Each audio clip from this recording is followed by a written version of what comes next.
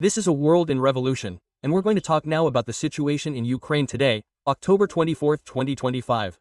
It's 9 a.m. here in Rio de Janeiro, 3 p.m. there in Kyiv, as I'm recording this video. And we had an absurd incident yesterday, right? As always, the Russians launched drones and missiles against Ukraine, but what really caught our attention was a very strong attack here in the Kherson region, a completely random attack against civilians, with artillery from the left bank of the Dnipro River, right?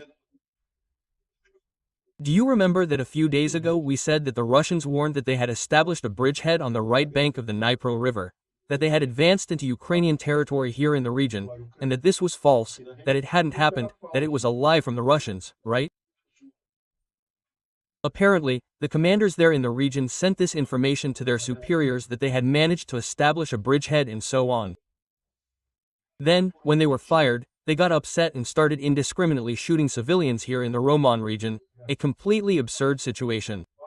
Several people were killed, several were injured by random artillery fire over the city here and near Roman. This is very sad. Well, the Ukrainians also carried out an attack in Moscow yesterday.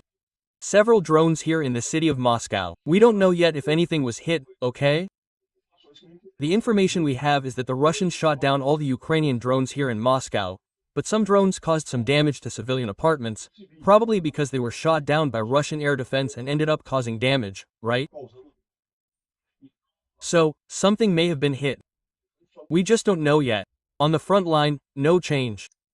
What we have now is that here in the bunny years, in fact, the Ukrainians have already managed to retake the sheriff's office.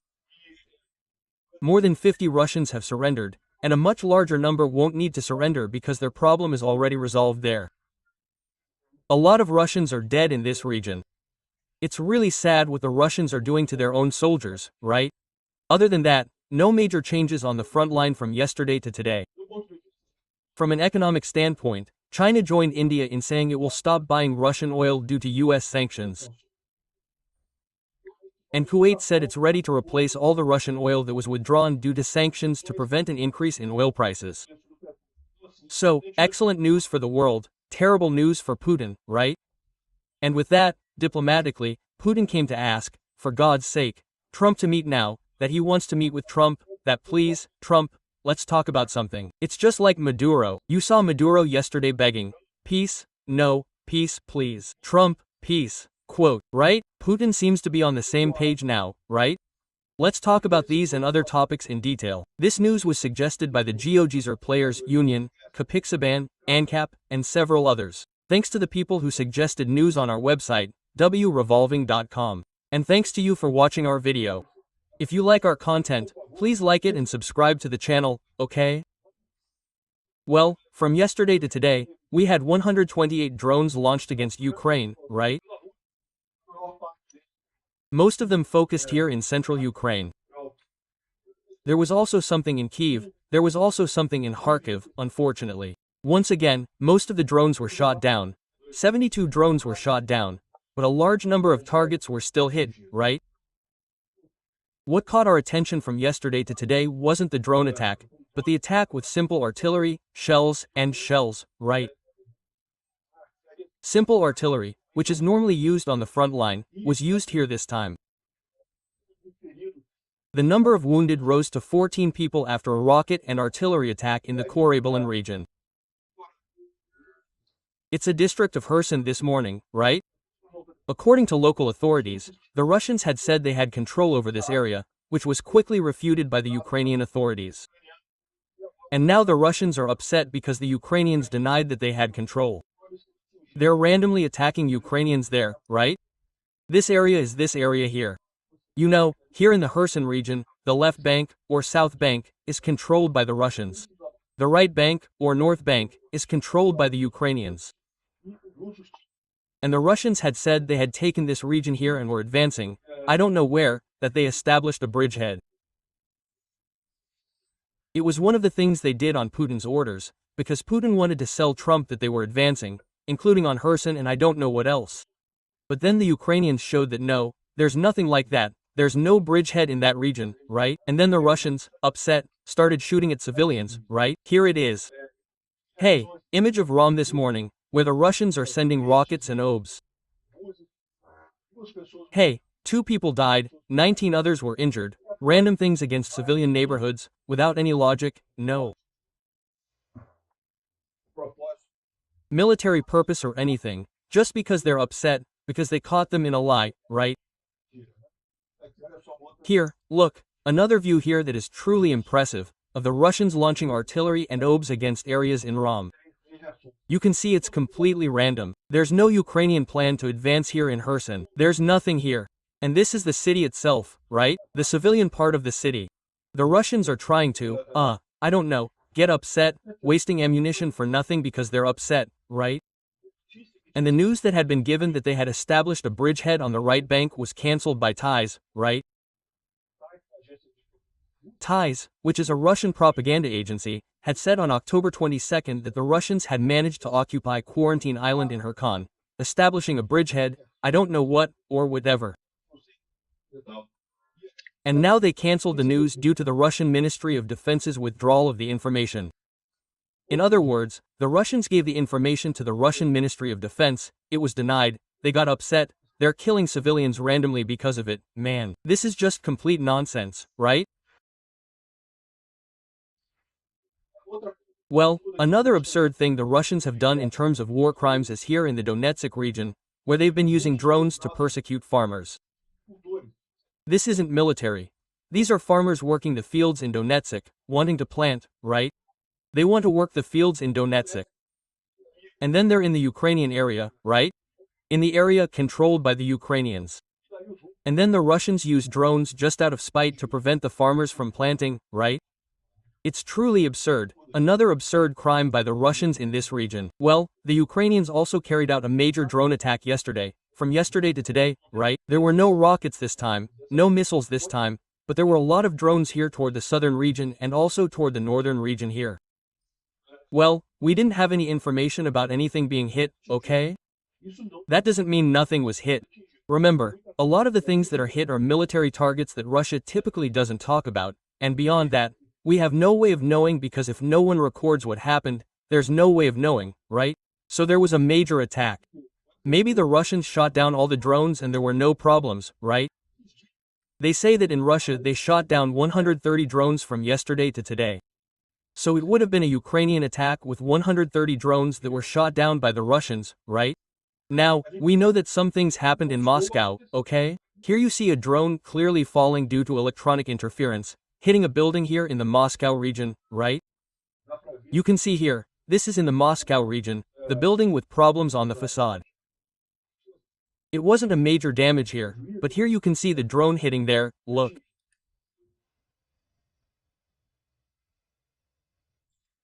The drone hit the building here, right? It caused damage, it didn't explode, it didn't catch fire, but it did cause some damage. Probably a drone that was already, with Russian electronic warfare against it, right? There are some spots with smoke there in Moscow. Again, something could have been hit. It could have been hit, but we don't know yet what was hit there in the Moscow region, right? Here's another view of the building that was hit. This one is the inside of this apartment, right? What did it look like? You see, a lot of things were destroyed, right? Here, look. It seems that 5 people were injured, and in the Krasnogorsk region, in the Moscow region, the drone entered the apartment due to the work of Russian electronic engineering, electronic warfare, right? So the drone lost control, ended up crashing there and causing all this damage, right? But now I tell you, even if it wasn't electronic warfare, even if it was the Ukrainians who hit, Ukraine is fully justified in launching drones at apartments in Moscow, because you see what the Russians are doing in Ukraine, right? It's absurd. Here's another very funny case here. Oh, a Russian missile hit a bus, right? A civilian bus there in Moscow, right? See the missile here, look? These people, the media there in Russia like to put the image of the company logo, right? But, look, you can still see the missile here on the bus, right? So people are saying that, according to the Russians, this was a Ukrainian drone that hit the Russian bus, right? No, because the Ukrainian drone hit the Russian bus. The problem is that this is clearly a missile here, look. See here? Look, you can clearly see it's a missile. This isn't a drone, right? And particularly, this missile here is the Pantsir S-1 missile, a Russian anti-aircraft defense system, right? So, clearly what was this here? The Russians launching missiles to shoot down the Ukrainian drones. And the missile falling and hitting civilians right there in Moscow, right? So, the Russians themselves caused all this damage here. 2. In the temporarily occupied Crimea in Rostov. People are panicking here, complaining that there are drones coming. I don't know what. This happened last night too. It's here, look. And threats of Neptunia missiles heading towards the Taman Peninsula and Novorossiysk and the Crimea region. Everyone's terrified. I don't know what there. But as far as we know, nothing happened, okay? At least we don't have any information about anything. Let's see if any information comes out later that we didn't learn about yesterday or today, right? Well, the information we have about the attack on the Plastolybinsk factory, right? We talked about it yesterday. The attack happened the day before yesterday. And here we have some images of the destruction caused. Truly complete destruction. Something hit. This isn't just a drone causing this destruction. It's because it really was an ammunition factory. The drone hit the ammunition that was there exploded and caused the complete destruction of this wing of the factory, right? You can see here really massive destruction. And look here, look at this little thing here. Here, see? This is an ammunition thing, look. Yeah. So, clearly this was an ammunition assembly line that ended up exploding and causing the death of several people, right? Apparently, 12 people were killed. Their bodies have already been found. Another 10 are missing, probably dead too. They're in the rubble here at the factory. 22 Russians were eliminated in this Ukrainian attack, right? Here, look, more images of the completely destroyed factory there and several little pieces of, and ammunition here, obese people and such. It's in the region, right? Here, the guys geolocated the explosion. And there you can see it's in this building here, look, see? It was at this point here. This and this part here that exploded mainly, which must have been where they were producing ammunition, right? Well, speaking of the front line, and the Ukrainian 24th Mechanized Brigade repelled a mechanized attack on road chassis, right? Chasair is here, BMUT, right? Chasair is here. The Russians say they've taken Chasair completely, but there are still areas of the city controlled by the Ukrainians. The Russians tried to advance here and failed miserably, right? I can't show you this video because there are a lot of bodies and such of dead Russians, but you know. Now, I leave the links to all the videos in the description of my video, right? In the direction of Zaporia, there was also another failed attempt there in the region of Mala-Torkmark. In this region here, look. Right here below on the front line. Mala-Torkmark is this city here.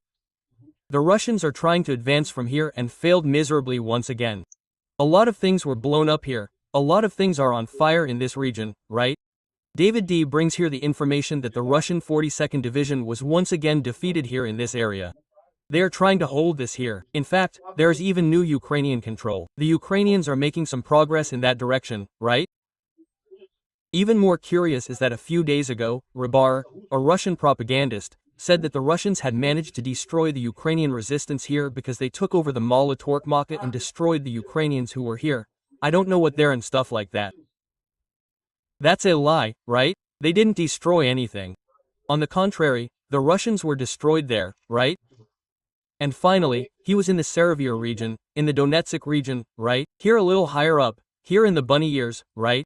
It's the Bunny Ears region here. KUCHERIV, this city here.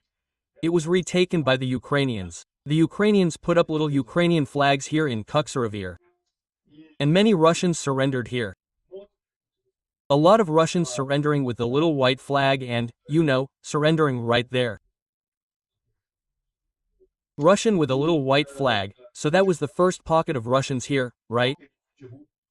More than 50 Russians surrendered here, and there's still a second pocket, which is even bigger, and the Russians haven't surrendered yet. The Russians are still trying to take this area, but they won't be able to, right?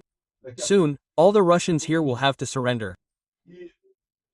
And well, those who surrendered, actually, and this one here, were lucky, because there's this other video here that shows the bodies that were left behind in this area of the Bunny Ears, right? Again, it's a video I can't show precisely because of the number of bodies shown in the videos, but the link will be in the description. Just search there and you'll find a number of bodies. There are piles of Russian bodies there in the Bunny Ears area. It's from this failed attempt by the Russians to take that area, right? Well, here near Lima, the Russians are trying to infiltrate here, but for now they don't have control over anything west of the Zarabets River, right? So it's a worrying situation. They're trying to advance, but they haven't consolidated anything yet. On the contrary, here, the Ukrainians have even retaken an area here, regaining control of an area that had been infiltrated by the Russians here near Empio, right? This is a region that worries me, right? Lima is a very important city because right after here it doesn't appear on the map, but right after here comes Sloviansk, which is a very large city that hasn't yet been taken by the Russians, right? Well, here in the Pokrovsk and Myrnograd region, the Russians continue to try to advance here, infiltrating again. The same situation. The Ukrainians continue to try to hold the city here, right? But no change since yesterday. Here in the Novo-Pavlovka region, there's also no change. And finally, here in the Kamenhask region, there's also no change since yesterday, right? Well, we had two pieces of news here that were somewhat positive. First, power was restored to the Zaporizhia region, to the Zaporizhia nuclear plant, right? The Zaporizhia nuclear plant has been without power for over a month, which is worrying because there's nuclear material there. It's important to keep things cool. Losing power is a risk, right? So now it's been restored. There was a ceasefire agreed between the Ukrainians and the Russians so the work of restoring the power line could be done, right? So, good news, power is back in Zaporizhia, right? And another piece of news was that Russia delivered 1,000 bodies, which it claims are of Ukrainian soldiers. Russia has been making these deliveries. But the truth is, most of the time they send the bodies of Russians, just to promote the fact that they delivered I don't know how many dead Ukrainians and so on. Anyway, the Ukrainians do all the screening and identification of each person who is handed over because, obviously, there may be some Ukrainian soldiers in this batch too, right? Well, the Pre-War Institute talks here about refineries in China and India, which are reportedly significantly reducing their purchases of Russian oil in the short term. And the European Union also passed its 19th set of sanctions against Russia, meaning the sanctions that Trump imposed against Russia and Europe are working, right? That's impressive. We've already mentioned in previous videos that India stopped buying oil from Russia or significantly reduced its purchases of Russian oil, and now this news came out here on Reuters. Well, the largest Chinese oil processing companies are reducing their purchases of Russian oil due to the sanctions, according to sources, right? Sinopec, PetroChina, CNOC, and Sino have temporarily stopped buying oil from Russia by sea due to fears of American sanctions, according to a Reuters report, right? Remember that American sanctions put these Russian companies on the OFAC list, and the same list Alexander Morais is on, so any company doing business with these companies could face problems, could also be sanctioned. And that's what Chinese companies fear, right? So, here's the Reuters report, right, talking about this.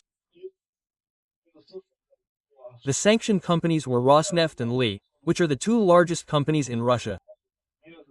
Rosneft is the largest, Lukoil is the second largest. A lot of people talk about Gazprom, right? Because Gazprom is known because it was the company that sold to Europe, right? But the truth is that Gazprom is only the 5th largest company and the 5th largest Russian gas company, right? These two are the largest, but they weren't well known because they sell more to Asia, not to Europe, right? Anyway, now India and China are no longer buying oil from these companies, which is good news, right? And besides, we have another piece of information that's very good for the whole world and very bad for the Russians, right? Kuwait's oil minister said that OPEC, the Organization of the Petroleum Exporting Countries, is ready to guarantee any oil shortage in the market by eliminating the cuts, right? Why? Because OPEC limits oil production to ensure that the price of oil doesn't fall too much, doesn't become too cheap, right? But now, due to Russian sanctions, Russia can no longer sell oil to several countries around the world. This could lead to a global oil shortage, right? And then this causes the price to rise. The price of oil has risen because of this. But then Kuwait is already saying it will increase production, will remove cuts. And that's the beauty, right? Because Saudi Arabia and Kuwait can produce, I don't know, twice as much as they produce today. They're holding back production precisely so that oil prices are higher, right? So they're committing to ensuring that the price will remain low precisely because they, along with Trump, have an interest in ending this war, right? Interestingly, China is giving in, India is giving in, but the one who isn't giving in is Orban, Hungary's Viktor Orban. He says he'll find a way to get around Russian sanctions because it's absurd, because I want to keep sucking Putin's dick, which he can't, and I really want to give it to Putin more, which he can't, and so on. So, this guy here isn't Orban, okay? This guy here is the guy from Slovakia, but he also buys oil from Russia, right? Well, but the one who's most upset about this is Orban, right? The funny thing is, Orban is super close to Trump, right? He really likes Trump here, look. He said that recently, look. Not because Brussels chose war, because they formed a coalition of those who want to help and all that. They want to send others to their deaths, more weapons, more money for Ukraine. They did this, it's their conflict. Peace can only be made with Trump's leadership. And Brussels is wrong. I don't know if Orban is trying to kiss Trump's ass. But then and now Trump sanctioned Russian oil sales and Orban is upset now. No, how absurd, I'll find a way around this business, I want to continue. I'll tell you something, right? Here, look. Even a 5 to 10% reduction in exports from Lucille and Rosneft, combined with an expansion of the discount, could cost the Russian budget up to 120 billion rubles or $1.5 billion per month. According to Vladimir Chernov, a global financial analyst, right? Export volumes are expected to decline, they should decrease, while logistics are being adjusted and discounts will increase. Discounts on Russian oil will increase. In other words, like all sanctions, it won't completely end sales. They'll always find a way around it, something that comes out of the blue, but this will already cause huge losses for Russia, even greater than they already have today, right? They're already struggling with their budget, right? Well, Putin made another threat yesterday, saying he was going to hold a big meeting with the Security Council to discuss something. And in the end, he did hold a meeting, but nothing relevant was said, right? Well, except for this sentence here that people found very symbolic, right? He wasn't referring to power, but Putin said, "Oh, I should leave, but I'll stay, right?" Yeah, right, exactly that, Putin, you should leave, but you'll stay, right? Yeah, we know that. Russia said it's immune to Western sanctions after the United States put LCIL and Rosneft on the FAQ list, right? Alexander de Moraes list, right? Russian Defense Ministry spokeswoman Maria Zakharova called the measures counterproductive and insisted that Russia will continue developing its energy sector despite the pressure, right? So they told Trump that, right? The reporter said to Trump, "Hey, Trump, Putin said Russia is immune to American sanctions." Then Trump replied, "I'm glad they think that way. We'll see in 6 months." At least Trump responds well. You have to acknowledge that, right? Anyway, that's the situation. Now let's see how this goes from here, right? Now Putin basically comes crying, right? Saying, "Please, Trump, let's meet." Trump, sorry, no, I have to talk because, even though he says he's immune to sanctions and all that, of course not, of course they're going to get screwed in this story, right? Quote. So Putin said that the meeting with Trump wasn't cancelled, but it wasn't just postponed. It was just postponed. No, dialogue is much better than any confrontation, any dispute, especially war. That's why I always want dialogue, I don't know what. In other words, Putin wanted Trump to win the war for him. Trump refused. Well, Putin won't stop the war. He can't stop the war, but he's trying again to bring Trump into negotiations. He wants to convince Trump to negotiate again. Trump, don't fall for this. Putin doesn't want to negotiate. He can't negotiate. He has no alternative to negotiating. He knows that any interruption in the war will now bring him down. So he won't negotiate at all. I hope Trump doesn't fall for this again, right? Well, another positive piece of news. Trump transferred the authority for Ukraine's arms transfer from Regset to the NATO ally Grinkowitt. Grinkowitt is an ally of Ukraine, and this cuts off Elbridge Colby, a hidden Russian under the heat. So, look at Trump's move. So, now pit heat is no longer responsible for sending weapons to Ukraine. It's now under the heat, and it basically cuts off the Russians under Regset at the US Department of Defense, right? Because arms shipments to Ukraine were interrupted twice for random reasons, right? The guy went there, signed a document, and ordered a halt to arms shipments, without any justification. He later claimed, "Oh, I don't want any bureaucratic problems, but it's not because the guy is Russian. This guy is married to a Brazilian, okay? Or it's Bridge Colby. Yeah, but he misses the set." And so, now Trump solved this problem, taking him out of the circuit and passing him on to someone else for something else, right? And another detail of this exchange is very significant, okay? For a lot of things. Look at this other thing, this whole thing. He says that Trump called Elbridge Corby JD guys. He's Vance's guy, that is, implying that he's not very happy with Vance's Russitting, okay?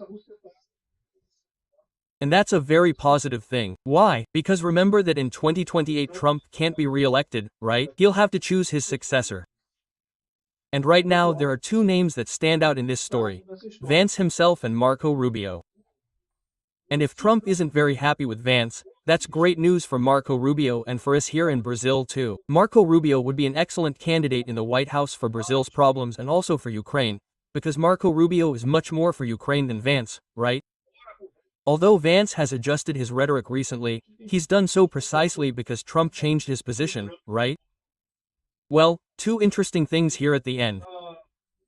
Oh, the guy started a crowdfunding initiative there to give Putin a gift, buy a Flamingo missile to give to Ukraine, right? The cost of a Flamingo missile, right? Yeah, and they managed to raise it in 48 hours. The missile costs 12 million kroner, which is their currency there, right? Yeah, and actually, 500,000 euros is a lot of money. 500,000 euros is a lot of money, right? They managed to raise it in 48 hours through their crowdfunding campaign. It's really cool to see that the people in Turkey, even though the president there, even though the prime minister isn't that friendly with Ukraine, the people in Turkey are still very friendly with Ukraine, right? Another thing, see this guy here?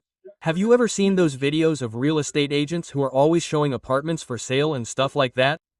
That's right. This guy is a Russian furniture broker showing an apartment in Donbas for sale. And then he says, no, because it comes with all the utensils and stuff, with everything here, you can buy the apartment. It comes with a skimmer, a tool for this, a tool for that, and I don't know what. And there's the stove here, there's stuff here, right? And a bunch of stuff here you can buy. There's the vacuum cleaner and I don't know what, right? There's this, there's that. This here, you know what this is, right? These are apartments owned by Ukrainians who fled. When the Russians invaded that region, the Ukrainians fled, leaving the apartment as it was, right? And now the Russians are selling these apartments to other Russians, right? Apartments that aren't theirs. They're selling apartments that aren't theirs. Yeah, it's the saddest case of occupation and sale, right? Because whoever does this is normal in the developed world to sell apartments with the furniture inside, right? But no one sells apartments with cloth inside, like here, look, and there are things hanging on the door. In other words, no one sells them like that, right? Because the people who were in this apartment fled, right? And now the bears are selling this and putting on a little show. Look what you have here. You can buy this apartment and I don't know what else there and stuff. The Russian invasion of property is absurdly cynical. Thanks for watching the video until the end. If you like the content, don't forget to leave a like. This helps the channel grow and reach more people. If you didn't like it, leave a dislike and explain how we can improve in the comments. Also, leave suggestions for topics we can bring here. Insulting comments or those defending dictatorship and war criminals will be summarily blocked. Thank you for your understanding. If you're not yet subscribed to the channel, please consider subscribing by clicking the subscribe button below and ticking the bell for all notifications. If you'd like to help the channel, see how you can do so on our website.